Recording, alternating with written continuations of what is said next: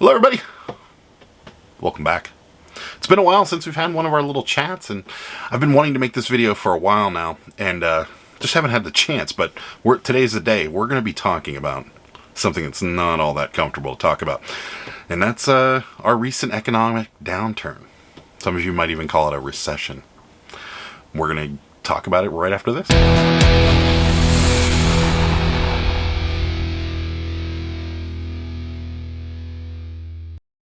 All right, so can you still make money in a recession?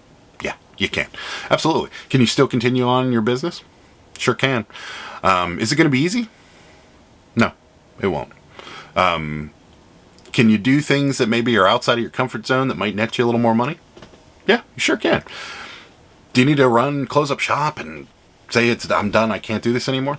No, wouldn't do that. So what we're going to discuss in this is just some tips and tricks on how to get through what's coming up, because it's probably going to get worse before it gets better.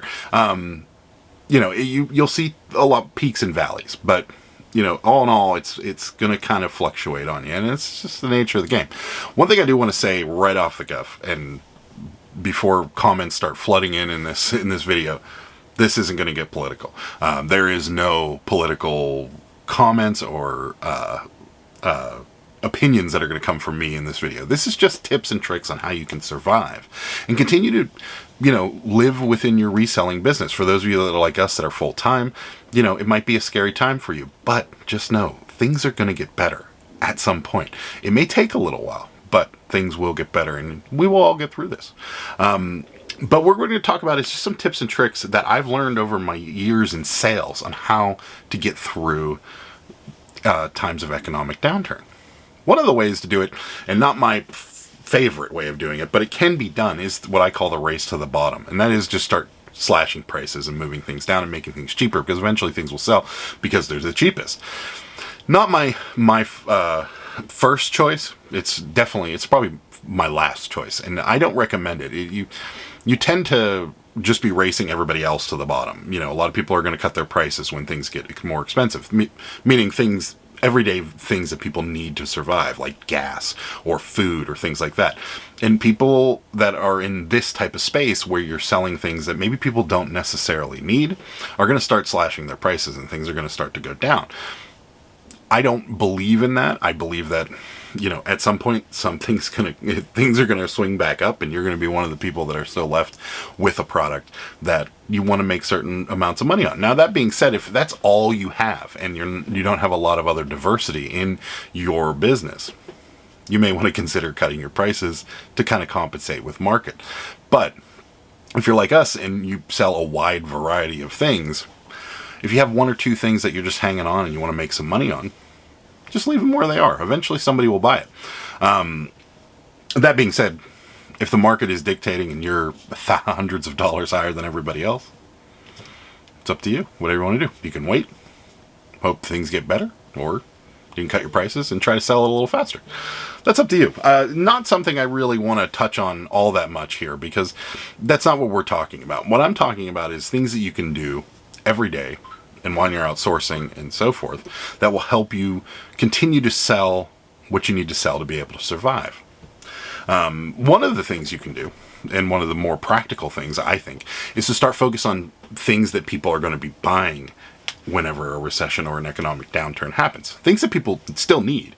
They're just maybe going to shop a little more for them. Give you an example. Somebody wants to buy a crock pot. Crock pot, we'll say, is $50 at Walmart. They may look for that same crock pot used, or slightly used, for $20. Things like that people will buy. Things like shoes. Shoes are a great example of that. A lot of people may hesitate in buying a brand new pair of shoes for $200 when they can buy a used one for $100. Those are the kind of things people are going to buy. Other things that people are going to buy are things like clothing. Inexpensive clothing. T-shirts are a great seller right around now. We sell a lot of them at the moment. Custom clothing, if you are like Sarah and she makes bleach dyed clothing, things like that tend to sell because they're inexpensive, they're unique, and they're kind of collectible at times. So those are some things that you can buy, and when you're outsourcing, maybe start looking for a few of these things. Another suggestion I have for you is maybe start focusing on a little lower end of products. So when I say start focusing on lower end, I don't mean like, buy dollar products and things like that. I mean, rather than buy something that costs, or that's going to cost the consumer $100, maybe consider buying 5 things for $20. That way, your profit's almost the same. You are granted packing up 5 things, so you may, have some extra packing materials involved and things like that, but the 5 $20 things are going to sell a lot faster than maybe the $100 being. And of course, it's going to depend on what that thing is and how rare it is and how sought after it is and so forth. But all in all, you're going to sell a lot more lower end products around now. Like I know in our business, we're selling a lot of $10 to $20 items. We're selling some decently high-priced items, but not as many as we were before. So when you're outsourcing, maybe consider getting a few more of those lower-end products to kind of offset some of these slowdowns you're going to have, because you will sell a lot more lower-end or lower-priced products than you will upper-end products. If that makes sense to you guys. Some other things we're doing just to kind of keep everybody, buying things. We're buying things like this, inexpensive collectibles. So this is like a little beer bottle. It's a little collectible. It's done. I think it's a $15 item. Not a lot of money in it. But, we bought it for a quarter, so making $10 is good for us.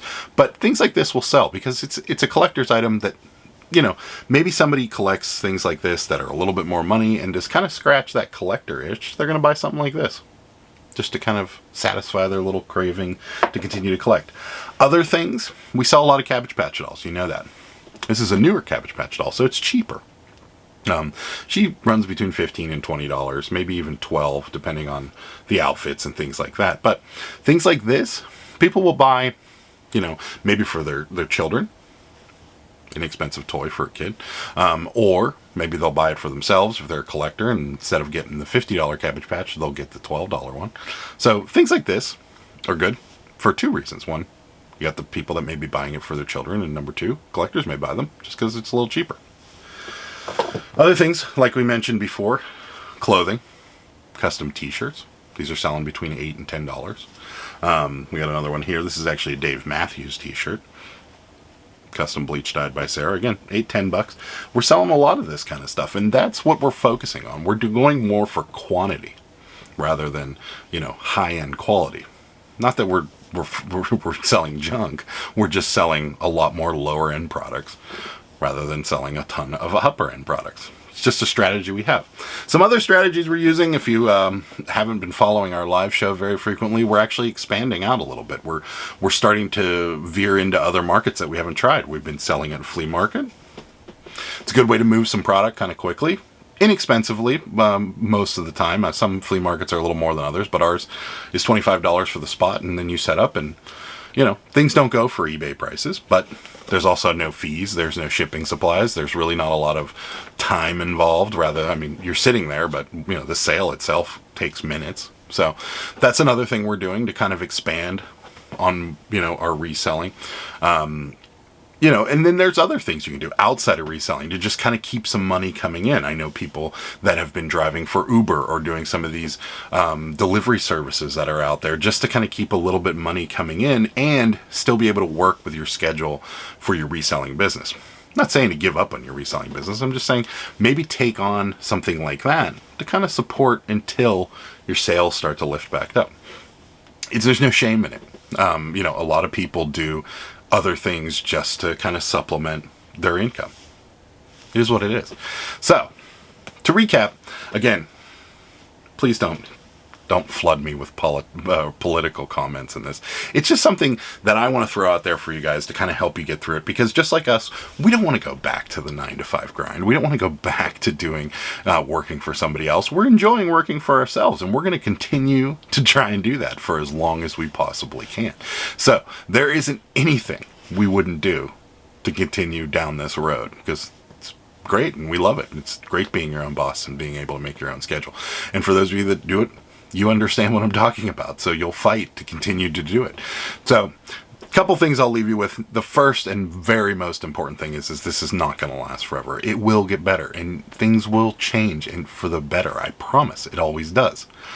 The other thing I'll leave you with is that, you know, you do want to be a little smarter when you're checking things out, and you do want to be a little smarter with what you're sourcing and where you're spending your money, because it is important at this point. You do want to make sure that you're getting the most bang for your buck at any given amount of time. So those are just some tips and tricks. I hope you guys enjoyed this video. I hope you found it insightful. Again, please don't flood us with political comments. We really would appreciate that. But if you do want to comment, you do want to chat about it, or have some suggestions, leave them down in the comments below. I'd love to read them.